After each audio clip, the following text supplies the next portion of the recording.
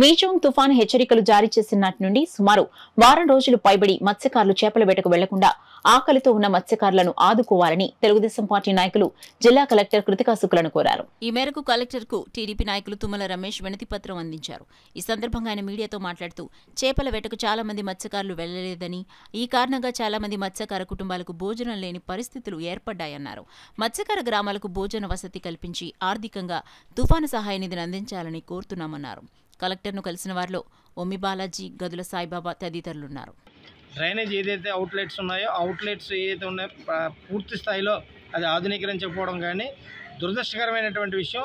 దీని ప్రభావం వల్ల ఏదైతే పాతపోర్ట్ రైల్వే స్టేషన్ దగ్గర ఉన్నటువంటి మేజర్ కలవట్టు ఒకటే ఎప్పుడో బ్రిటిష్ కాలం నాటి కలవట్టు తప్ప దాని ఒక్కదాని నుంచి అవుట్లెట్ వెళ్ళడం వల్ల అనేక ఇబ్బందులు వస్తున్నాయని చెప్పేసి గతంలో తెలుగుదేశం పార్టీ తరఫున మేము ఎన్నోసార్లు ఇక్కడ పాలక వర్గమైనటువంటి ద్వారంపూడి చంద్రశేఖర్ రెడ్డి గారు చెప్పినా సరే ఆయన ఇటువంటి సమస్యలను పరిష్కరించడానికి ఎటువంటి కార్యాచరణ చేయకపోవడం, దానివల్ల ఈ రోజున ఏదైతే తుఫాను ఇబ్బందికరమైనటువంటి తుఫాను వస్తుందన్నప్పటికీ కూడా ఏదైతే పూడికతీతలు ఉన్నాయో పూడికతీతలు అధికారులు పూర్తి స్థాయిలో చేయకపోవడం అనేది చాలా దౌర్భాగ్యకరమైనటువంటి విషయంగా తెలియజేస్తుంటూ ఈయన ఏదైతే ప్రజలను మాయపెట్టేందుకు మాయమాటలు చెప్పే విధంగా కార్యాచరణలు ఉంటున్నాయి తప్ప ఎక్కడా పూర్తి స్థాయిలో పనులు జరగట్లేదని చెప్పేసి ఇప్పటికైనా ఏదైతే ప్రత్యేక అధికారి కలెక్టర్ గారు ఉన్నారో ఆ కలెక్టర్ గారు వెంటనే దీని మీద చర్యలు తీసుకోవాలని, ఏదైతే అవుట్లెట్స్ ఏవైతే ఉన్నాయో వెంటనే పునరుద్ధరించాలని, ఏదైతే పూడికతీతలు ఉన్నాయో పూర్తి స్థాయిలో జరిగే విధంగా చర్యలు తీసుకోవాలని చెప్పేసి మేము డిమాండ్ చేస్తాం.